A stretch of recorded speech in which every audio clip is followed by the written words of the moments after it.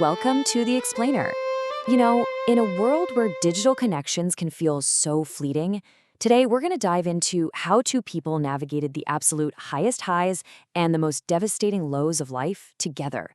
We're unpacking She Remains in All My Spaces. It's this incredibly moving 30-year memoir about love, caregiving, trauma, and ultimately grief. And I gotta tell you, it's not just a timeline of events. It is a profound testament to the resilience of the human heart when faced with literally unimaginable hurdles. I believe that love occurs when two people can tame each other's hearts. Tame means to put yourself in my heart so that I trust you. That right there is the defining theme of this entire journey. What we're really looking at today is a story of two individuals who started out, well, profoundly broken. They were both carrying immense past traumas, but their whole romance was built on this one powerful concept: learning to trust and deliberately choosing to tame one another's fears. Section 1, A Cyber Room Spark. 1995, the dawn of digital connection. Picture December 1995. The internet is in its absolute infancy. We're talking screeching dial-up modems and super basic chat rooms. And this is exactly where two strangers, going by the screen names Simple Mind and S. Seagal, first crossed paths. S. Seagal, who is Marine, is openly sharing her deep trauma, typing out that she's terrified of getting hurt and honestly just feels like giving up. She's putting her most vulnerable self out there. But Simple Mind, Ryan, doesn't pull away from that heavy emotional weight. Actually, he promises that he won't run, offering to help carry her pain. Their digital romance wasn't built on casual small talk at all. It was forged almost instantly through these raw, vulnerable confessions. And the progression of this connection was just incredibly intense and rapid. On December 29th, they have their very first deep, soul-bearing chat. Literally just days later, on January 9th, Ryan takes a massive leap.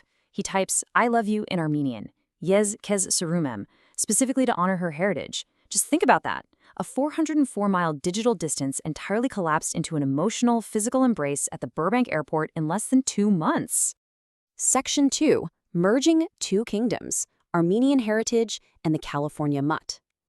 Of course, love isn't just about that initial spark, right? It's about the very real logistics of blending lives and bridging wildly different backgrounds.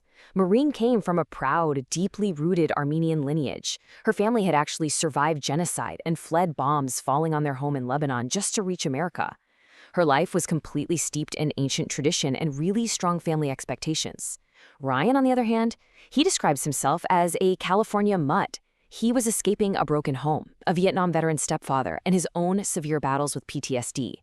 So you literally have this highly structured traditional culture colliding head-on with chaotic, unstructured survival.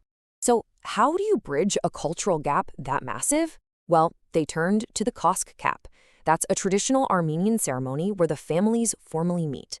Ryan earned Maureen's family's respect by showing up and literally breaking bread with 40 of her relatives. They sat under a grapevine arbor, sharing lavash, dolma, and shish kebab. And even though they had technically already decided to get married, taking the time to honor this specific ceremony earned them public acceptance. It completely solidified their union in the eyes of her family. Section 3. Life Comes in Waves, the Rising Tide of Travel and Family.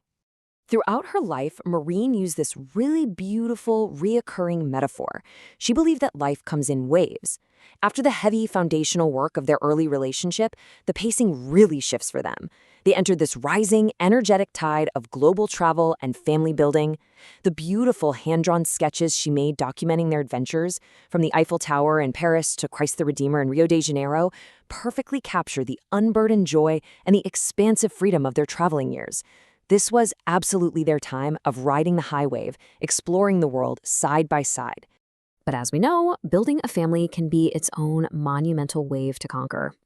Maureen suffered from Factor V Leiden. It's a severe genetic blood-clotting mutation that made carrying a child incredibly dangerous, and sadly, it led to multiple heartbreaking miscarriages. Yet through just sheer perseverance and daily stomach injections of blood thinners, they overcame these massive medical hurdles to miraculously have their 2 boys. As Maureen so lovingly wrote to their eldest son, "You were our first miracle." Section 4. The Final Tsunami, the Devastating Return of Illness. Now, as Maureen's metaphor dictates, the tide eventually turns. And here, we really have to slow down as the narrative hits a heavy, devastating reality: the return of Maureen's terminal cancer diagnosis. The memoir doesn't shy away from the brutal realities of terminal illness either. It outlines these rigid, clinical steps for a colostomy bag change: wash hands, clean the stoma, ignore the blood, pack the open wound. And then there's the agonizing mantra Ryan had to repeat to himself over and over: breathe, it is not my pain. It so starkly illustrates the exhausting, mechanical routine of caregiving. It's a profound look at what love actually looks like when the romance has to give way to pure survival. And man, they fought with absolutely everything they had.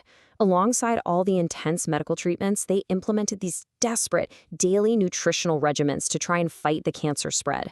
Peeling raw beets to clean the liver, slicing fresh turmeric to halt inflammation, skinning ginger to calm her stomach. Literally every single day was a battle fought right there in the kitchen, squeezing every possible drop of hope out of nature just to keep her alive. But then we hit what is arguably the darkest part of the wave. In a truly cruel twist of fate, the memoir shares this detail. This conversation took place as we sat in chairs 5 feet apart, both receiving chemo intravenously. Think about that for a second. Ryan was actually diagnosed with testicular cancer and had to undergo chemotherapy at the exact same time as his dying wife. They literally sat in chairs 5 feet apart, tethered to machines, trying to joke and comfort one another through the poison. It's just unbelievable. Section 5. The Other Side. Grief, Acceptance, and What Remains. In her final stages, Maureen faced a poignant, frankly impossible choice regarding end-of-life care. She actually had the paperwork submitted for a $787 dignity in death cocktail that would end her suffering on her own terms. But she made a stunning pivot. She told Ryan, "I have already decided not to get the prescription. I just can't do it." She chose to trust her Christian faith and a really profound vision she had of a butterfly garden. She flat out refused to take a substance that might alter her final thoughts, choosing instead to endure the pain so she could hold on to that peaceful vision until the very end. Yet, even amidst all this overwhelming pain, they fiercely held on to these small fragments of joy. For their final Christmas together, Ryan bought their first real tree in 20 years. He quietly set it up while she slept, just so she would wake up to the fresh smell of pine. Together, struggling with her fading strength, they hung their very first anniversary heart ornament. It's this breathtaking reminder of how they managed to find a brief moment of absolute glee, right there at the edge of the end. Maureen passed away on Valentine's Day.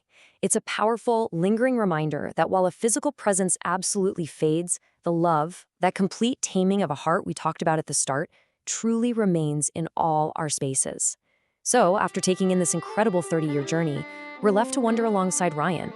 Do you fall in every raindrop? Do you shine in every night sky?